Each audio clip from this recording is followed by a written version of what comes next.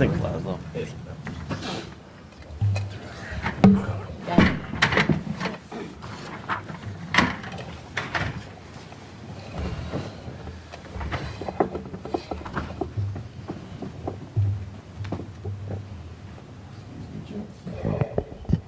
Okay, we'll go ahead and get started. I call to order the meeting of the Manassas Park Governing Body for Tuesday, May 17, 2022. We have before us an amended agenda. The addition is 9C, which is a PRTC support letter from the city for an FTA grant. Do we have a motion to approve? So moved, as amended. Second. All in favor? Aye. Opposed? Abstained? Motion carries. Thank you. Please join us in a moment of silence. And Councilmember Amaya, would you lead us in the pledge?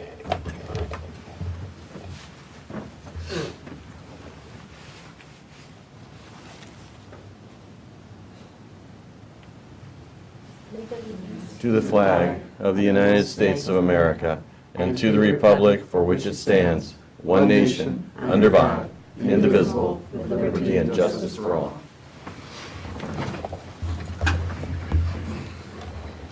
Okay, I believe we do have someone signed up to make public comment. Yes. That would be Mr. Gardner. Please go to the podium, state your name and address, and limit your remarks to 3 minutes. Our city attorney will be the timer. Thank you.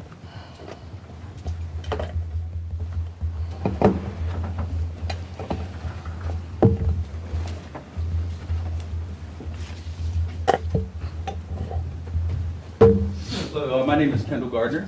I've been up here, every meeting for about the last 3 months. I've been requesting some things be checked out by the City of Manassas Park Governing Body. So far, the water bill has not been adjusted according to the water that was put in my pool, and nobody seems to be doing anything about it. So I'd like to formally request that the governing body step in and resolve this matter because it is not being handled.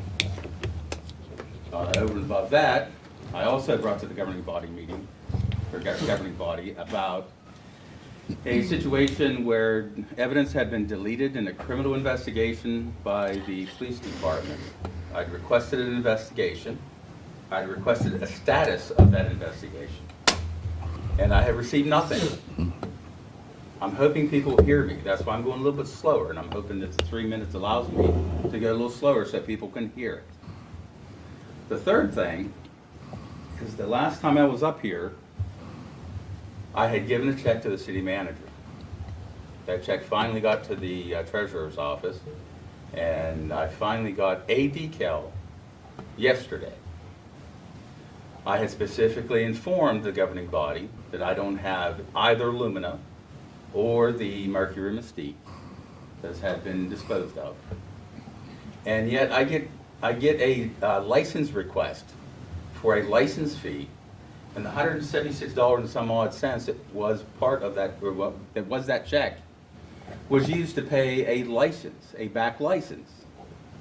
I know that there is an ordinance in the city of Manassas Park that back taxes have to be paid prior to any new taxes. But so the majority of the $176 was to pay for a license decal that I was not provided, by the way.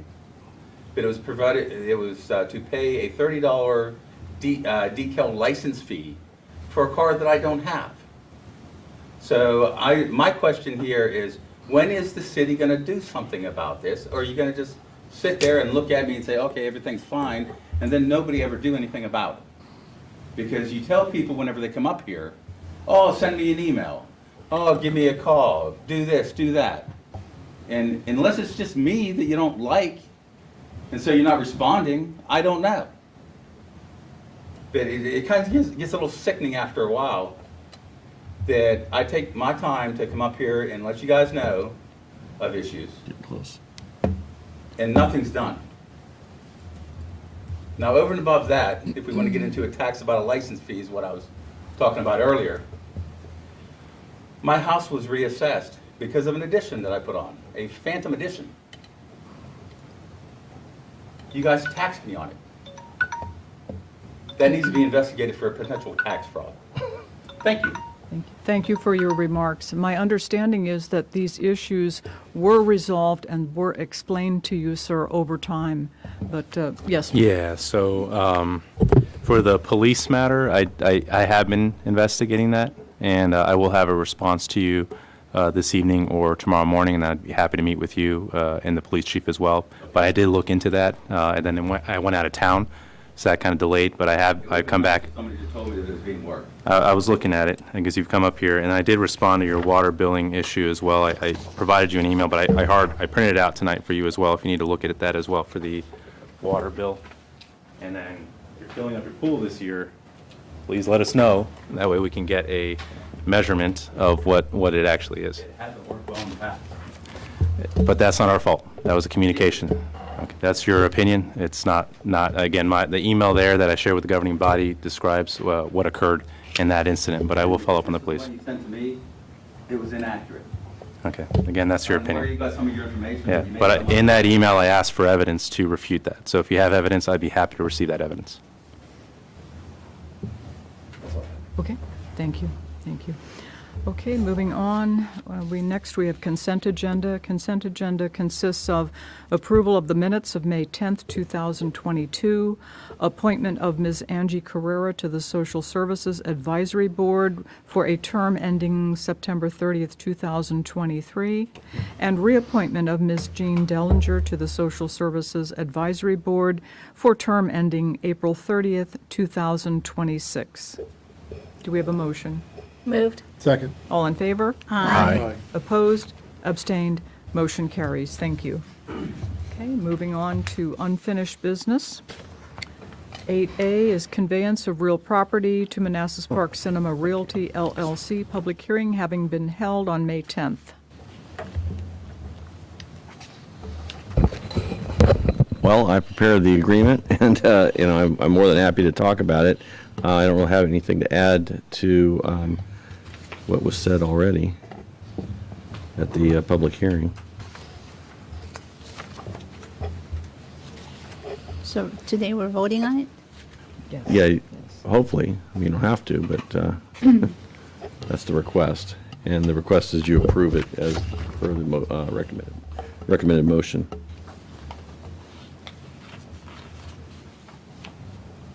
I don't know if anyone's signed up, have they? This is the public hearing. Yeah, I don't know. It's already on. I don't have anything else to add. I mean, if there are any questions, I'll be happy to answer them. But I mean, Questions or comments? do you want me to go over everything that went over in the public hearing? or- Give a brief description for the sake of the folks at home. Okay. This is an agreement that would, let's see, let me make sure I got this the right one here.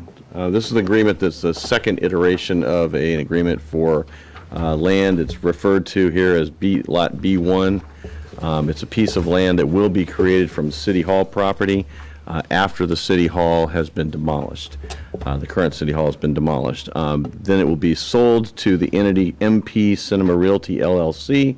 They will then build the cinema, a cinema cafe.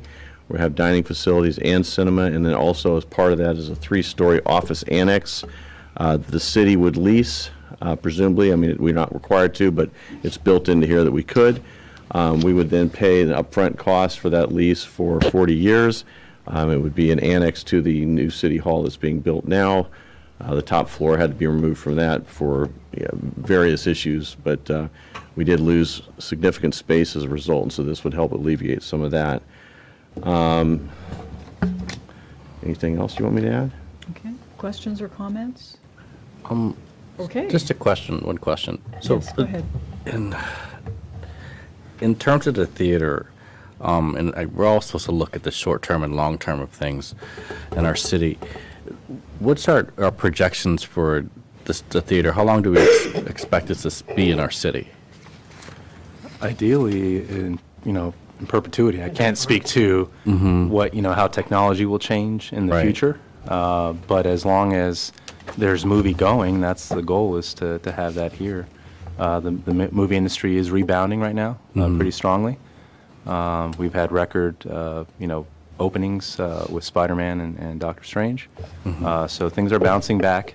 The pandemic worries, I think, impacted some of Disney's decision-making in January, but let's hope they don't make the same mistake again. But things are looking better now. And again, with this specific proposal, we're replacing one of the screens with more of a other entertainment concept, bar and lounge as well, again, to modernize the concept of movie theaters. My trip to CinemaCon also gave us a lot of good ideas for kind of the future of the industry with sports, e-gaming, and other things as well. So we'll be evaluating all those things, engaging with consultants on those as well, just to make sure that we're going above and beyond. We're not just going to have a standard theater here. We want to have a entertainment hub here. So with the power of the city, we want to do more than just a standard town center with a movie theater. Okay. And my last question is, I was really moved by our interviews last night, and I was thinking about inclusion and how we could be more inclusive for the diversity in our community, which is so great and is our asset. And I was hoping that, well, not with the theater, but with the screen that we have, that we can show like foreign movies to represent the diversity of our culture, like, Spanish films, because there are great other foreign films that are grossing and do well and entertaining as well on our public screen. I mean, those that are suitable, but I was hoping we could represent that diversity through that. Yeah, I think that's can be your all's direction to myself and Parks and Rec to do exactly that, and we'd be happy to do that. Okay. We could work with the theater because it's easier for them to get licensing to do this, but I think that's a good idea. Yeah, it's exciting. Yeah. All right, thanks. That's it. Anybody else? Mayor, if I could just point out, I forgot to point out that one of the key differences between this agreement and what was previously approved was just the city's assistance in financing this. Okay, so we have the city's going to try to create a tourism zone that would allow for gap financing for 70% of the total cost of this. The city would be on the, or I'm sorry, 30%, right? They have to get 70% and we get the 30%. And then the city pays 10%, the state pays 10%, and then the MP, MP Realty would pay the other 10%. It all gets paid to the EDA, and we pay for ours. Basically, we have to match what the state pays. When the state pays 1% of the gross receipt or the sales tax that they get for that particular project, they pay, and then we just have to equal the same amount. We get 1% separately, so we could just use that and it would be a wash. So I just wanted to point that out. If we can't get the gap financing, then we're committing to, one, we're going to be doing, no matter what, paying approximately $2 million for a 40-year lease. We're going to pay it up front. We'd have $3 million roughly to give to the EDA to use for one of two purposes. One would be as a debt service fund or a debt reserve fund for a synthetic TIF. Another one would be in the form of a loan that could be issued by the EDA to this company, and it could be low interest or no interest. So I forgot about add that just to make sure everyone understands what we're doing. Okay. We did engage with the EDA last week, and they seemed in support of this as well. Okay, thank you. Staff recommendation is that the governing body approve and authorize the mayor to sign the purchase and sale agreement for Lot B-1 as presented and subject to final review by city attorney. Moved. Second. All in favor? Aye. Opposed? Abstained? Motion carries. Thank you. Next, we have lease of retail space to Jirani Coffeehouse, the public hearing also having been held on May 10th. This here is on the first floor of the new City Hall. There's two retail spaces there. Both of them are intended for restaurants. This would be the first restaurant. This here basically gives them 270 days after we get ownership or we get certificate of occupancy and that new City Hall is turned over to the city. They have 270 days to go in there and fit out their restaurant. Then the lease actually commences. The first year is a $0 lease. It goes up thereafter. There's a total of $245,722.20 that the city will get over a 10-year lease term. However, we've committed to up to $108,200 as for tenant improvements, which is pretty much industry standard for that. And again, this is a 10-year lease with 2 additional 5-year terms. Comments or questions? No? Okay. Staff recommendation is that the governing body approve and authorize the mayor to sign a lease for Suite 102 of the new City Hall as presented and subject to final city attorney review. So moved. Second? All in favor? Aye. Opposed? Abstained? Motion carries. Thank you. Moving on to new business, 9A is motorized skateboards and scooters, bicycles, electric power assisted bicycles, et cetera, et cetera. Good evening, Mayor Richel, Vice Mayor Banks, members of council, residents, staff, and guests. I'm Calvin Odell, the Director of Community Development. The item before you tonight is regarding House Bill 2752, which went through Virginia's session in 2019, which addressed motorized skateboards and scooters. What this legislation said was that municipalities have the authority to actually create a pilot program or a licensing procedure for motorized skateboards and scooters. The concerns that staff has is that essentially the legislation says that in the absence of us creating a licensing procedure or starting a pilot program to form a licensing procedure, that we're essentially leaving an industry to be unregulated. That we would have an industry come in or a potential business come in and operate however they wanted, so as long as they operated within our existing laws. Now, there are some concerns that staff have. I've had discussions with the transportation program manager, the city planner, as well as the fire marshal, and there are some potential points of regulation that the city might want to consider. Location of the racks, usually these things are put out in rental racks.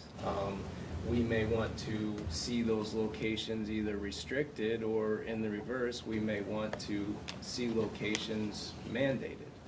Where if you're going to operate a scooter program, we want them at certain locations, especially come to mind city facilities such as the community center, or perhaps near schools, something like that. The other would be collection of abandoned devices.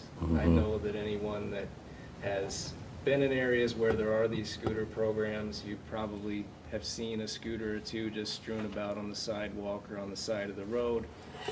There would be potential through the licensing requirements to stipulate how long these devices are allowed to remain like that and punish the business for not collecting these scooters in a timely fashion.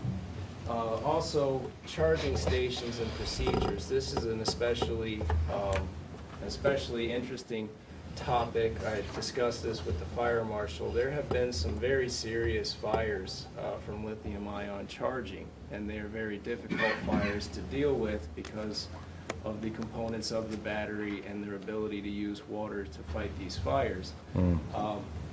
With a licensing program, we could make sure that the building official and the fire marshal have to sign off on any proposed charging locations. I even understand that some companies operate allowing people to collect scooters and charge them, and some of these individuals that work for these companies do so in residential apartments or residential homes. So there's a big potential there for some hazard if people are just simply collecting scooters and plugging them into power strips and things like that. So that would be a point of, point of control we could put into our licensing agreement. And then a term of service. If we had a license, if we issued a license, we could make it for 1 year, 2 year, have a renewal process. And that way, if a company either failed to perform the way we anticipated or started underperforming based on, financial constraints or what have you, they wouldn't have unlimited time to continue their business. They would have to renew their license on a regular basis, and we can consider it at that, at that time. So those are the points that, we've brainstormed, and we think there are some potential issues there that the city might want to address. So this really is just an informational item where we're asking the governing body to direct staff. Do you want us to further investigate, put together sort of a working group and propose potential legislation or potential policy administered by the manager's office. But really just to see what the governing body's interest is in this matter and what you would like staff to do about it. Thank you, Calvin. We certainly don't want Manassas Park to become the wild, wild west of scooters. Yeah, okay. And for the folks at home, I think we should confirm that this is a decision to regulate scooters, and we're not contracting for scooters. This is deciding upon whether or not to pursue an ordinance. Okay, thank you. Questions or comments? Yes, ma'am. So I have a question. So my understanding is that if we do nothing, then there's just freedom to do whatever. There's chaos. Well, within our existing laws. So, Right. You know, my first reaction to the concept that there would be free reign to run a scooter program however they wanted, well, this legislation enables them to drive on the edge of pavement, you know, like the curb and gutter area or the sidewalks. So they would always be able to do that because state legislation, even if we prohibit such on our sidewalks, would supersede our legislation. So they would always be able to operate them on sidewalks and on the edge of the roadway. But they couldn't just put charging stations wherever they wanted in the public right of way. And then if they left scooters abandoned, then yeah, if they were obstructing the sidewalk or obstructing the street, we could pick them up and remove them. But does the city really want to be in that position where we're confiscating expensive devices off of the public right of way and constantly dealing with a company who's accusing us of stealing their gear? Not really, you know, probably better to legislate that or regulate that ahead of time before we get into a headbutting situation with a company. But yeah, they would have to operate within the confines of our current city code and state code, but wouldn't say wild, wild west, but they could pull off a system where they leased space, you know, think of Netflix or Redbox rentals in front of 7-Elevens, the Amazon pickup locations. They could easily enter into contracts with private businesses or even private homeowners if they were willing. Those homeowners were willing to get a home business license, you know, home occupation permit. So they could pull off a system where they completely did everything for rental outside of the public right of way and on private property. So not total wild, wild west, but definitely a lot of times where we would rather have regulated up front than just to let it slip. And I spent many year before the COVID, many year working in DC and having to navigate and almost getting hit a couple times by those beautiful scooters. So, you know, I'm a firm believer in having driven down the city of Fairfax, and you see them peppering, and you even see it in the city of Manassas. So I'm more in favor of us getting some sort of working group together to look at what some sort of policy that we can put together so that we can put some boundaries around it. And some things that I was thinking about looking at was, I know in DC recently came up with a new legislation because some of these things were left right on the corners, so people that have mobility issues couldn't traverse. And so they now have very strict regulations of where, you know, you just can't leave it on the sidewalk. There are certain places and certain things you have to do. So that might be something to look into, see if we can duplicate that here. What I didn't know, are there studies out there about accidents, the scooters versus pedestrians, scooters versus automobiles, just overall accidents related to these rental scooters? And what I don't know is, do we get revenue from the rentals? Do we get taxes? Is that taxed? If they're a business in our city, they have So- to get a license, so we would get that. So if they have scooters here, they would have to get a city's license. Okay. I know Manassas is charging, I think it's a $500 license application fee. I don't know if there's an annual renewal to that, but. Yeah, but that's the permit. That's just the Yeah. permit. Right, and it was capped at so many But the scooters. business is operating within the city, so there's tax revenue to come from their Okay. successful operation of a business within the city. And the other area I wanted to look, I know it was somewhere out west, one of the cities in California had regulations on how old you had to be to drive. I think it was actually San Francisco. Because there was that gentleman that used to do I forget what channel, but he'd go around and he was an investigative reporter. And I used to watch him on YouTube. I found him quite interesting. You had to be a certain age to be able to rent these, and I think you also had to have a driver's license. There was all these stipulations so that an 8-year-old wouldn't get out there and drive it, and plus you had to wear a helmet for obvious reasons. So those are areas when you put the working group together, if you could, those are some areas I thought that you could look into. And that's all I have. Thank you.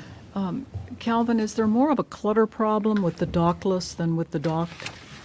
That is something we have not really explored yet. That's Okay. kind of, when we formed a working group, that's how we were, instructed to handle this, was to dig further into it. That's when we would really do our research and try to figure out what our program and licensing regulations would look like. Yeah. To this point, what the only model that we've really explored is in the discussions with Chloe over at the city of Manassas as to how successful their program has been. And then over Prince William County discussions about scooters in Prince William County, but we haven't really started to investigate this. Because we don't want to burden staff running around picking up these scooters every evening if the company fails to do that. Yeah, I saw where they pick it up every night in Manassas. What time? I'm not sure about that. Do they wait until nightfall, or do they? I would hope that my understanding is they have GPS trackers. Okay. And my Yeah. understanding, I would rather see a company be obligated to, if a scooter is not returned, that they have a certain period of time after a non-return that they actually are required to locate that item and remove it, rather than saying, oh, you have to have them up by 9, 10 p.m. or something, because any But- time that they're left out, they're Right. definitely an eyesore, and they could be a potential hazard, so. That's what I was thinking, a hazard, especially if night falls and then there's senior citizens out walking or children falling over them or whatever. Can you confirm that the fleet manager who gathers the loose scooters is in fact paid by the company, not by the city? Or My would not? understanding of the programs is that, yes, they are the Okay. ones responsible, the company is responsible. Now, I don't think they all have fleet managers. Like I said, there's apparently some scooter companies that allow just anybody to Right. become an employee and go out and gather scooters on a daily basis and bring them back to their residence and charge them, and then return them to racks fully charged or something like that the next day. So I'm sure that different scooter companies operate differently. They're probably still, it's relatively new, so they're probably still exploring the best profit model. Yeah, But yeah. it would really depend on what our regulations said, and if we decided to actually partner with somebody, what that company's policy was.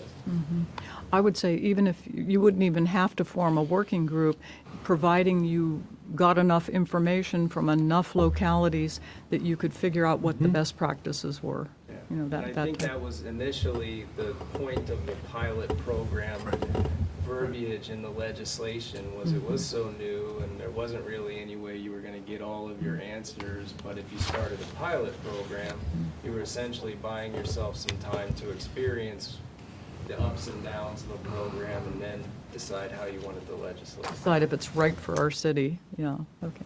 I think, Councilmember Moore, do you have a question? Yeah, thank you, Calvin, for the presentation. I really appreciate the fact that you put Manassas' program in our packet so that we can read and see what's going on there. It seems like the legislature, the assembly has, made it possible for these motorized vehicles to come on our streets, our sidewalks. And so I think it behooves us to come up with a policy to regulate them before it becomes the Wild West or whatever it becomes going forward. And I think to be able to license them and be able to have control over the process. I guess my first question might be more directed to Dean, and that is, can we put a moratorium in place that basically says, because as I understand it from reading this, the legislature, they could start tomorrow. Could we put a moratorium as a city saying you cannot do that in our city until we come up with our program for 3 months or 6 months? It has to be a reasonable time period. Yeah, there's nothing in there that allows for a moratorium. As Dillon rules state, we're kind of stuck with that. We can do a pilot program, though. It doesn't have to be an ordinance. And I agree. I think we should have a pilot program to determine whether or not it's successful and to be able to tweak it for 6 months. The other thing I'm interested in, and I think Manassas is exploring this whole idea of low-income individuals and making some kind of provisions for low-income individuals. That's something I'd like to see in our ordinance that we adopt that would be available for low-income individuals. That's it. Pilot program, low income, and unfortunately, we can't do a moratorium until we get it in place, and that's unfortunate. Yeah, that is unfortunate. I got a That's question. what we do. Yes. I had a question. Calvin, I've used these electric scooters because I work in DC, and let me think. I just went to the Asian Festival in the city of Fairfax this weekend.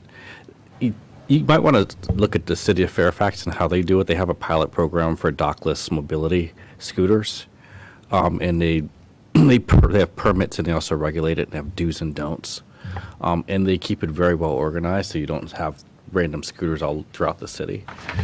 So that's a good model to use. Besides Manassas, that's local. And they do go pretty fast. They go up to 20 miles per hour. And I've seen people wreck, mainly adults. It's the kids who are really good, shockingly. That's because they have better center of gravity. They have better center of gravity. And, Sorry. but I mean, it's the adults I've seen wreck at 20, and it's really gruesome. But yeah, I'm glad we're doing this, and hopefully we can do a pilot program. I have another question, but this is more directed to Dean. I'm sorry, are you done? I'm done. Sorry. Dean, I have a question that just popped in mind.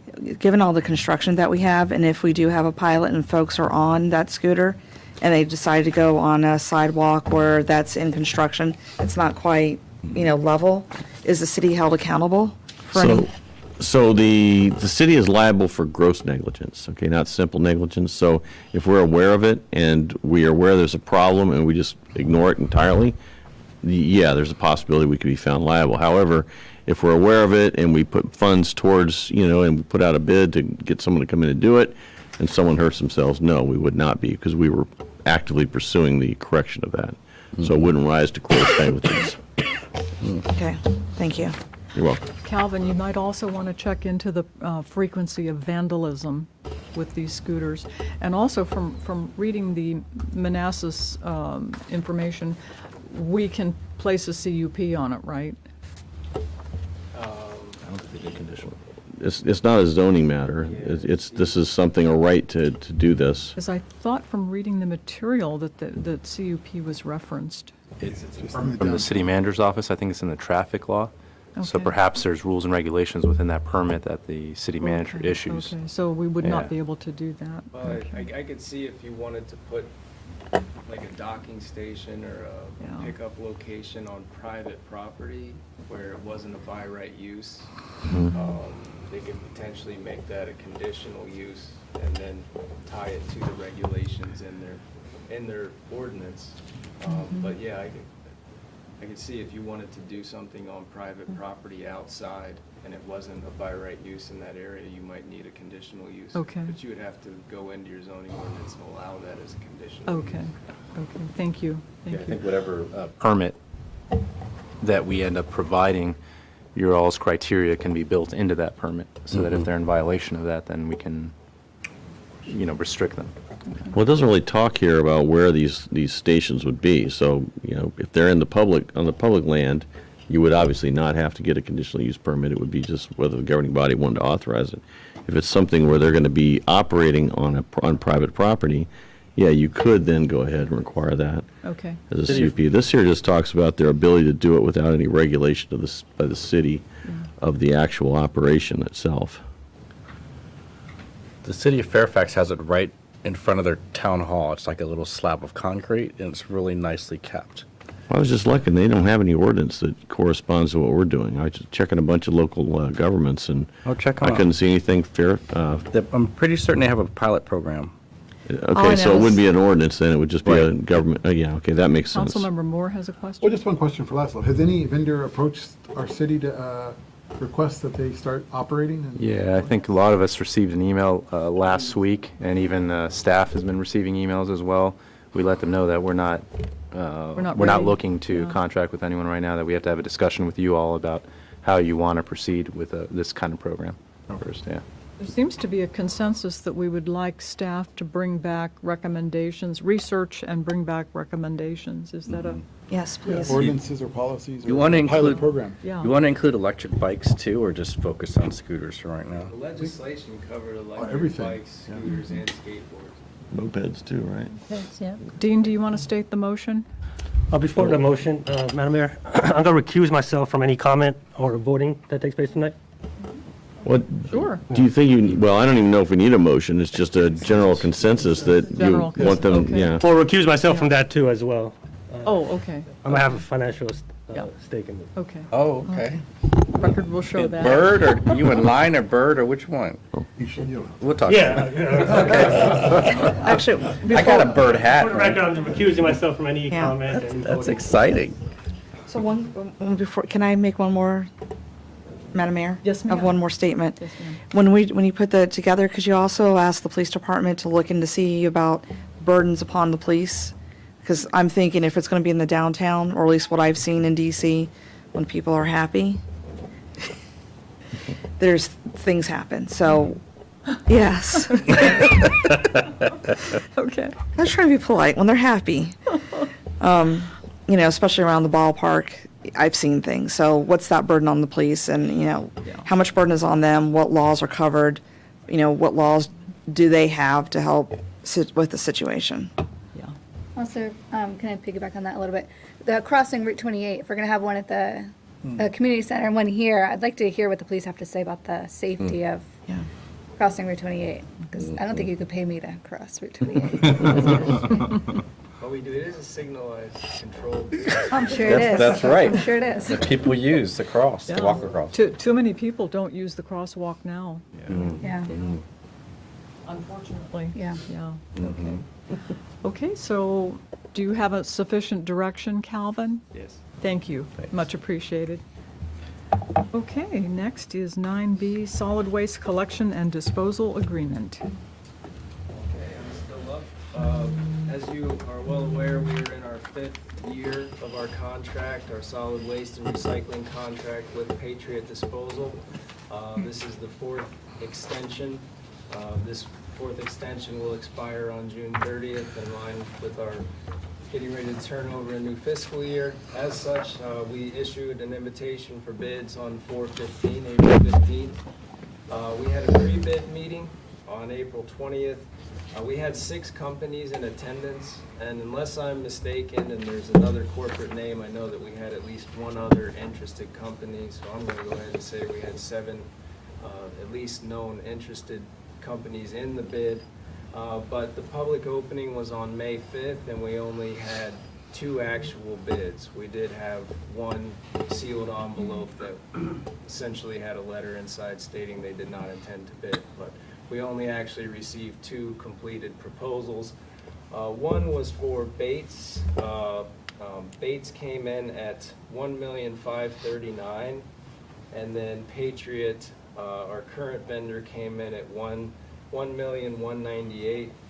There was a $341,000 difference between those 2 bids, with Patriot being the apparent low bidder. We reviewed their package. Their package did appear responsive and responsible. So it is a 26% increase over their current contract cost. But they were late on getting their increase for this year. So we did not grant them a fuel increase that they were requesting. And I believe they've fallen behind on a couple of years and not gotten rate increases as allowed in the contract. So they are coming in 26% higher than our current this FY 22 rate. And that's $244,681 higher than we're currently paying. Now, staff had anticipated around a $250,000 increase based on the recycling situation and the known tipping fee increases nationwide and the cost of fuel. We heard that at the pre-bid meeting. We also heard a lot of concerns about bulky waste and running an extra yard waste recycling program. A lot of concerns were expressed from the potential bidders at the pre-bid. We did include some add-ons in an addendum to allow people to bid yard waste recycling differently, to allow them to bid bulky waste collection differently. Any of those add-ons would represent an increase in these contract costs that are presented to you today. So we presented you essentially the status quo, the service that we're receiving right now. But we could come back to you with more information on those add-on results. We just assumed that considering this is a $244,000 contract increase, that our interest would be in trying to save a little bit of money here and stick with the status quo for the Yeah. time being. Yeah, thank you, Calvin. Patriot has always provided us with a very good price point. This is a very difficult industry to be a part of. Is recycling a part of this Yes. bid? Oh, okay. For the folks at home, can you confirm whether or not the contamination standard for recycling that's entering China, is that still a contamination of 0.5% allowed? I have not heard any change, but I'm going to defer to I- Laura. Is it, it still is, okay. 0.5, okay. And if you could explain to the folks at home how difficult that is, that's almost an impossible industry Right, standard. From what I've understood, existing sorting stations from the get-go assumed that that was essentially just a ban, that there's really no way, especially with plastic, trying to remove all of the liquid, paper, trying to keep every piece of paper completely dry, trying to sort the little broken chunks of glass out of any of the bales and bundles. It was my understanding that companies tried to ship things to China for the first 6-8 months, and boats were getting sent back. And ever since that time, we've been in a situation where unless there is a direct commodity demand that the company is aware of and that they know that they can get rid of it, they're not accepting certain recyclable materials. And more than likely, even if they are accepting it at their facility, they're sorting through it and turning a lot of it into regular municipal waste. Thank you. Comments or questions? Yeah, I got a question. So a 26% increase, and thank you for breaking down the math, $244,000 increase over the previous contract with them. Did they provide like the breakdown of the increase of their costs, like the landfill tipping fees and the diesel costs of increase and all that? No, they did not. This was an open bid. They knew they were competing with other companies. These other companies could have very well undercut them if they thought they could afford it. We didn't know what to expect. From the turnout at the pre-bid, we sort of anticipated that we might get some more competitive bids. The last time we bid this, there was a $200,000 difference between Patriot and the next highest, and it turns out that this time that difference grew even more. Yeah. So Patriot didn't offer, it was not requested, has not been requested. They are the low bidder in this public bid, sealed bid, so I'd have to defer to Dean if that's something that we can really ask them for at this point. Yeah, in our bidding process, can we somehow negotiate with them versus our pre-existing contract? No, so we went out with an IFB this year, an invitation for bids, instead of a request for proposals. Request for proposals is, we can go ahead and negotiate. We decided to go with the IFB because it was pretty straightforward. We were going to go with the lowest bid, so there wasn't any reason to do that. And as part of that, you can't really negotiate. Say you just have to take what they gave you. Now, we could, if you wanted to, we could reject this, go out and bid again, and see what we can get. That's the option. We could do it as an RFP, and we could state in there that we would negotiate competitive negotiation with the top two. But the problem is we only got two, so it's, Right. we'd just be negotiating with each one of those. But he's going to bid lower than the 341,000. Yeah, I don't think that's a good option. Well, No. it's not going to happen. I was just making sure we've explored our options or just find out what's out there. Thanks. You're welcome. Again, to Calvin's point, we saw this coming. I mean, there's been concern over the last few years about sustainability of pricing. That's why we adjusted the budget this year, expecting a pretty dramatic increase. You did bring that Yeah. up to us at the budget. Councilmember Moore. Yeah, thank you, Calvin, for the presentation. Can you tell me this proposal, this bid, how it compares to the surrounding cities and jurisdictions? We have some idea what other cities are paying that are our size? We are not, it wouldn't be comparing apples to apples, because every jurisdiction releases, first of all, there's economies of scale. We're a smaller jurisdiction, so a larger jurisdiction, of course, should get some financial benefit from economies of scale. People are more hungry for those larger contracts. Then again, service offerings are quite different between here and Manassas, between here and Prince William. Prince William County doesn't have many locations that they would even purchase service for. Most of their residents have to purchase their own service, or HOAs have to purchase service. So the service offerings are going to be different, whether it's an HOA bidding it or a city bidding it, and different cities are going to bid different service offerings. So it wouldn't be an apples to apples just to compare contract prices. Okay. We could look at the itemization of units and see if we could put together a more apples to apples comparison, but the service offerings are not the same. The request for service is not the same. Okay. I guess my other question is, the number one complaint I hear about Patriot, since they're currently picking up our trash, is just the lack of customer service response. When trash is tipped over or whatever, being able to call them and get them to come out and re-pick up the trash or trash that's thrown in the streets. So are we able to negotiate to get them better customer service, or at least get the number that folks should call publicized in a more straightforward way? Is there someone who deals with issues of the public, make them more responsive, other than our own staff? Talking about Patriot. Are you talking more about a public relations? Yes, I guess that's public relations or customer service liaison.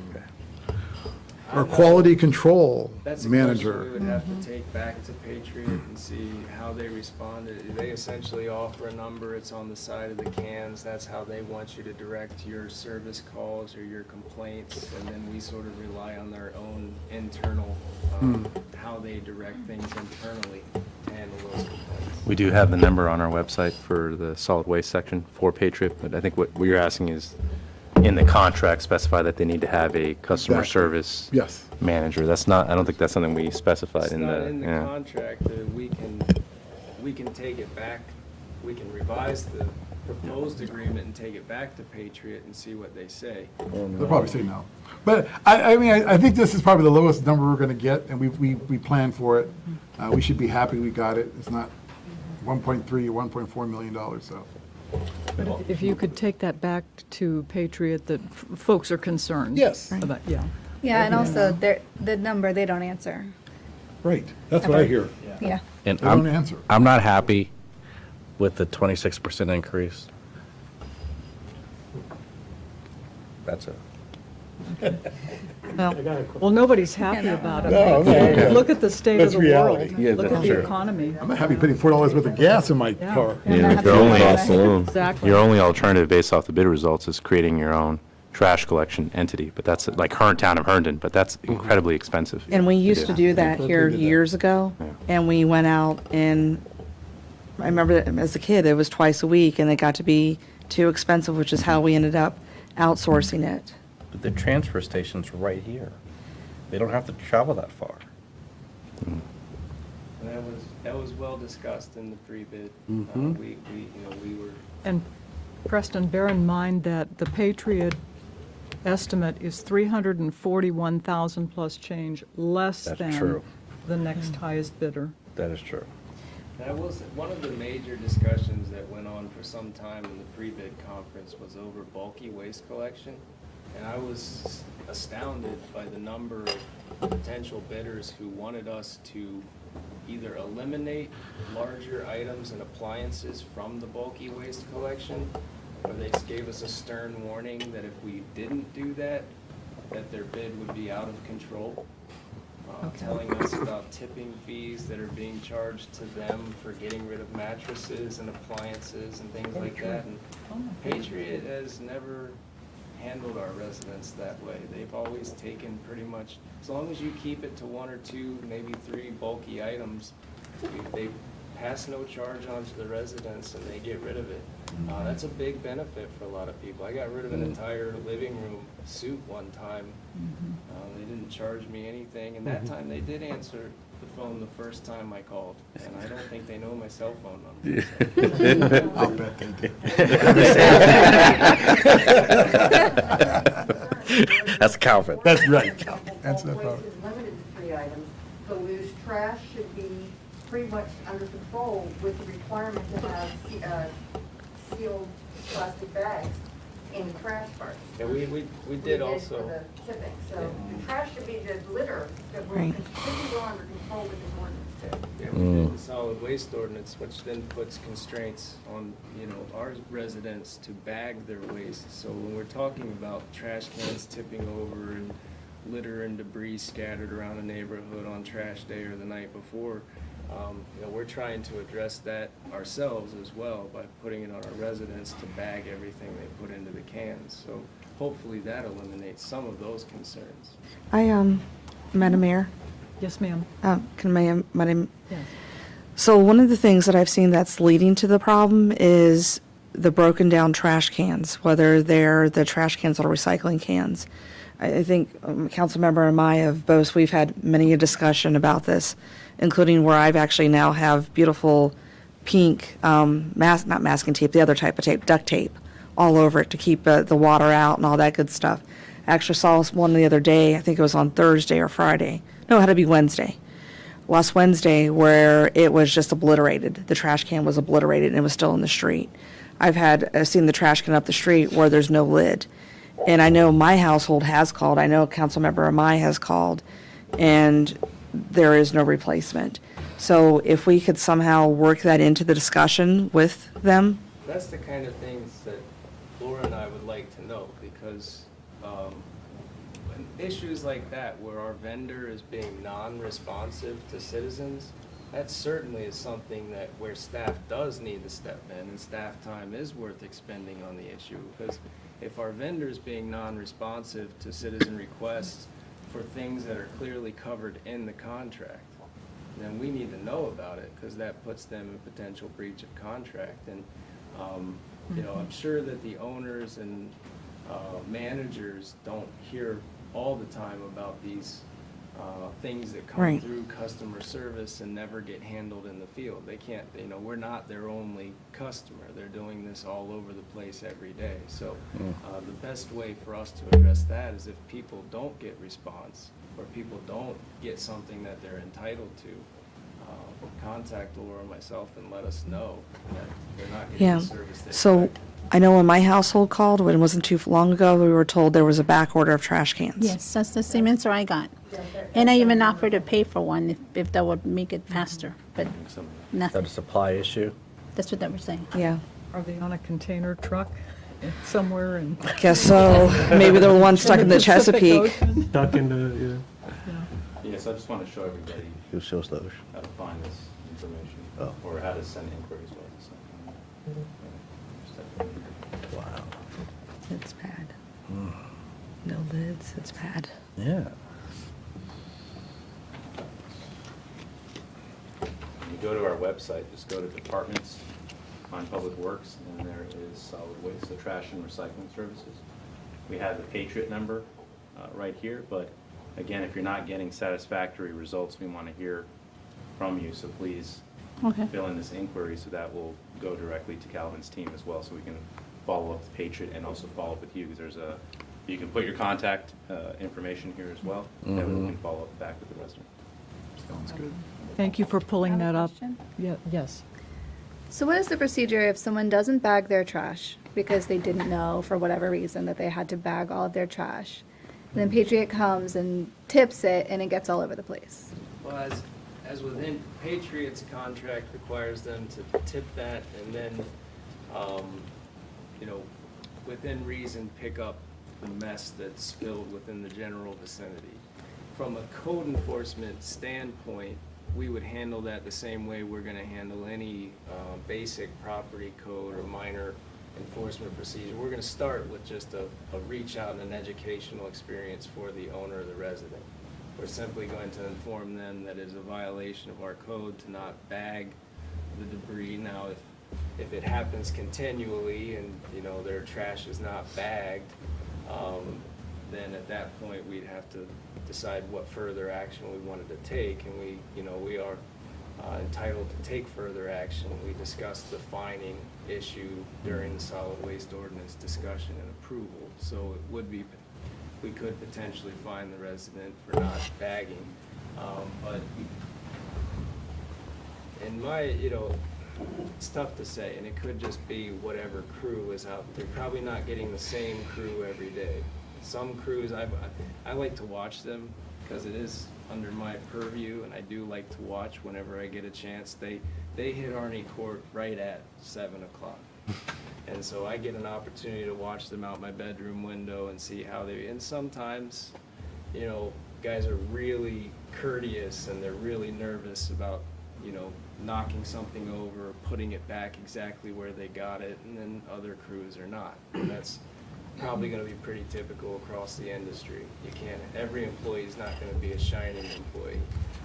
But I've never known Patriot to not be responsive to our concerns, and they always send an investigator out to investigate and see, or a manager to investigate what it actually looks like. So is there an actual formal procedure in this agreement for how we would handle that with Patriot? No, but it is the expectation that they will be responsive to our concerns over service. And if they just spill something over and they don't pick it up, yeah, we're gonna have issue with that. So it's on them to notify us, or who's going to tell the homeowner? That would be. That's what I wanted Oh. to get his attention to say. What I plan on doing within the next 2 months is sending out a newsletter, or actually curbside trash recycling guidelines bullet. That'll go out with the water billing statements, and then it'll be posted on the website. I'll have Keith put it on social media. That kind of gives everybody a highlight. The average issues homeowners can deal with: bag of trash, the cans, limit on bulk waste, just the general. That's good. Okay, Kind of- thanks. Any other comment? Yes. Stuff comes from somebody's garbage up the street, and they spill it in front of your house. Ooh. They might be really nice and courteous on your side of the town, but on the old side, there's splotches of goo. And I brought it up to city council before, a bunch of goo in front of the house, and it's like, they come out of my trash can. Where it come from, I have no idea. So I don't know if it's spilled out because they got it from somebody's trash can up the street. So if you go and start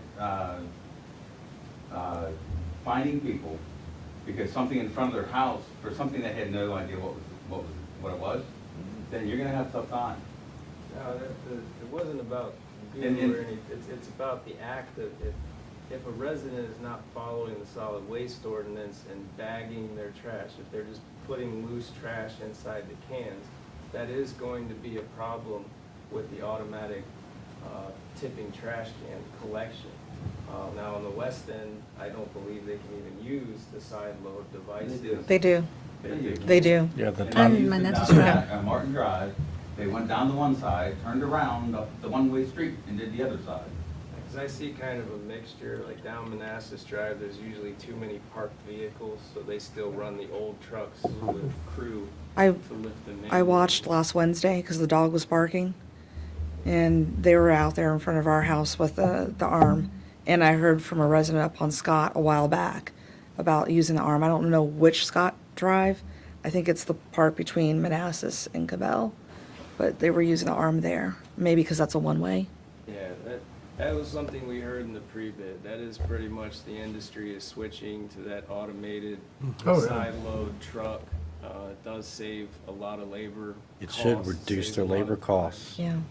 So when we told bidders, potential bidders, that they would have to drive around the west end and look at the parking situation to see if they were actually going to be able to use side, because they wanted all sorts of regulations that would allow them to be sure to use their side load mechanisms, and that's, we weren't very interested in anything that would put more restrictions on our residents. We were shooting for the same level of service without putting any extra burden on our residents. We felt like with the solid waste ordinance, we put all the burden on our residents we were willing to offer up.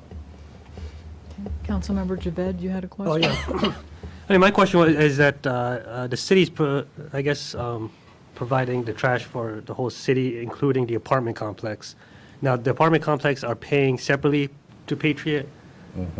So the city pays for that service and then what, get reimbursed, or? Yeah, we bill them, just like we bill everyone else. Yeah. And then they pass it on to each renter. Each renter. And they don't have, I know we had a discussion about this, but they're not allowed to pick another vendor, right? They're not, Whatever it is. only if they have commercial, Yeah. but it's just for the commercial component, not for the residential. They have to utilize our service. Okay, that's it. Thanks. Any other last-minute comments, questions? Okay. Staff recommendation is that the governing body approve and authorize the city manager to sign a solid waste collection and disposal services agreement with Patriot Disposal Incorporated for solid waste recycling, collection, and disposal services as presented and subject to final review by city attorney. Do we have a motion? So moved? Second. All in favor? Aye. Opposed? Abstained? Motion carries. Thank you, Calvin. Thank you. Next, we have 9C, Potomac and Rappahannock Transportation Commission, letter of support to get an FTA grant. It's a request we received from PRTC. We finally got their official request in last night, so Steve quickly turned around an agenda item to present because they want a quick turnaround on this. So apologize for the last second nature of this, but it's pretty self-explanatory. They're looking to apply for a grant for electrification of their microtransit fleet. I know that's been consistent with policy goals that you've had as well. So they're asking for a letter of support from you all, and a letter specifically signed by the mayors as they apply for the grant. It's very straightforward. Any comments or questions? Okay. Staff recommendation is that the governing body endorse the PRTC FTA grant applications and authorize the mayor to sign the attached letter of support. Do we have a motion? Moved. Second? All in favor? Aye. Opposed? Abstained? Motion carries. Thank you. City manager report? I have three things. First, I will be requesting that we potentially have a special meeting next Tuesday, whether you all, we have to have more of a discussion about this in closed session, but if the public's watching right now, I just wanted to give them a heads up that we may have an important special meeting next Tuesday to pay attention to, but again, we'll have that conversation here. But before we go into closed session, I want to give the public a heads up if they were watching tonight that we may have to do that. Second, just wanted to re-engage on the library naming issue. I know I've heard so far from three members in support of Park Central Library, and then one member who wants to kind of take this back to the public first. I just want to see from the other members kind of what direction we want to go. We are going to be opening the library here within the next couple of months, or the new library. We got to get all the the signage and everything, so we really need to answer sooner rather than later. We were just going to go with the status quo with the Manassas Park City Library, but I just raised the issue just a month ago. I was like, well, do we really want to do that or not? This is an opportunity. We can always rename it down the road, but I just wanted to take an opportunity since it is, as we were doing the Jirani's lease, and I was thinking, I think we just need something different to stand out a little bit more as Okay. part of our downtown, and that's why it was such a quick kind of turnaround that I'm looking for. Well, let's go down the line. Councilmember Javed, what is your preference? Yeah, I like Park Central Library. Okay, and Park Central Library. Park Central Library. I'm Park Central Library. Were your questions answered? I don't know, they were not. So I kind of have the same idea with the Central thing because of the Prince William. So I don't have a preference, but I don't. You're concerned. Yes. Okay. Thank you. Preston? We'll let the people decide. And I really would like the people to decide this way they take ownership of the library. In addition, we do have Central Library just on outside of our city, which was the go-to library for many of the residents until a couple of years ago. So Park Central does add to a bit of confusion. And I use this also I say this based on my years of doing public relations, marketing, and branding from my professional experience. So those are my reasons, the reasons I really would like to bring this to the residents. Okay, so it's 4-3 in favor of Park Center Library. Okay. Just a couple points. So while the central library I know is going to initially be confusing, our goal is to market Yeah, Park Central. that's the key. And so that's going to be, people are going to, when they think of Park Central in the future, they may not think of it now, but again, we haven't even started marketing with the vote you took earlier tonight when the theater is in place, when we start doing the events. Prior to that, we're really going to ramp up heavy marketing in this region so that people know what Park Central is, just like they know what Fairfax Corner is, just like they know what One Loudon is, right, or Mosaic. We want them to associate that, and so when they see Park Central Library, they'll know exactly what that means. But I understand the initial concern of what that is right now. And then, again, if we're not satisfied with that, if we want to take a more robust approach in getting residents' inputs, again, I would recommend that in the future, because we have to move now on taking action right now. And if we want to revisit this in the future, that's what I would recommend. That's the point I was going to make. I appreciate the public input, but time-wise, I think we need to move forward Yeah. with this, yeah. Okay. Okay, thank you. And then the last thing I have is that today marks exactly 5 years from when I was appointed as city manager, so. Yay! Congratulations! Hey, where's the cake? I know. I know. I just saw that, I was like, oh, wow, Awesome. that is the case. I started a month after that, but I want to thank you all, and Jeanette Preston, you guys were there for the vote, so thank you for Yeah. voting for me back then. Good Both of you, choice. but thank you all for allowing me to continue to serve the city. Thank you, Lana and Dean, for being great partners these last 5 years, and every city department director and employee. I think it's incredible what we've done with tonight's vote with Cinema Cafe, where we've come from, and Jeanette Preston, remember this? I remember.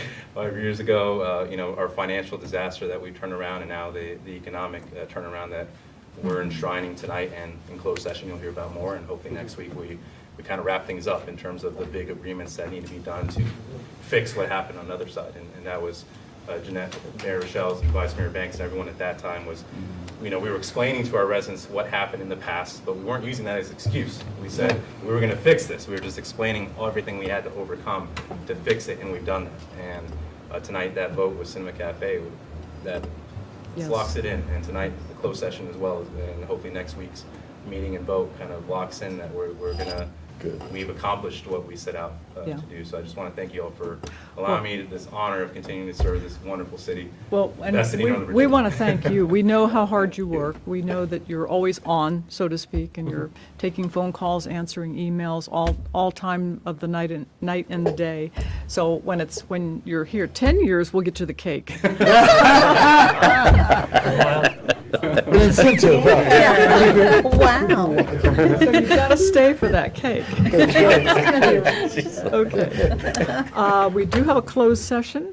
I just want to point out, I've been here for 20, I never got a cake.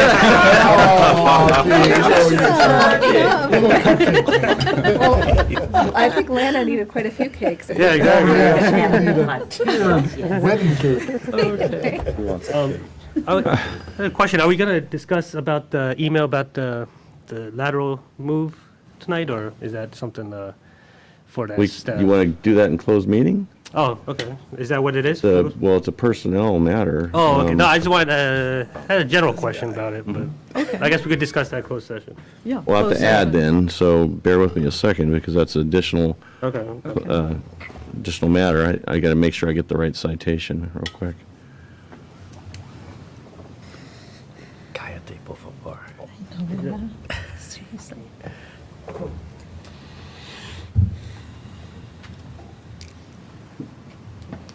Okay, so ad lib this here. I recommend the governing body go into closed meeting to discuss and consider the disposition of city-owned real property, where a discussion in an open meeting would adversely affect the bargaining position of the or negotiating strategy of the city.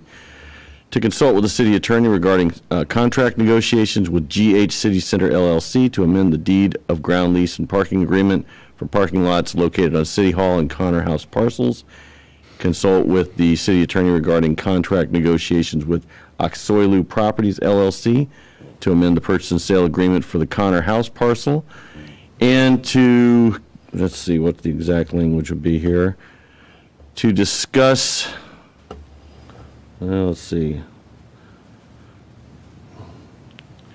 Okay, to discuss and consider a candidate for a lateral transfer within the city, and that would be pursuant to paragraphs 3, 8, and 1 respectively of section 2.2-3711A of the Code of Virginia. Okay, do we have a motion?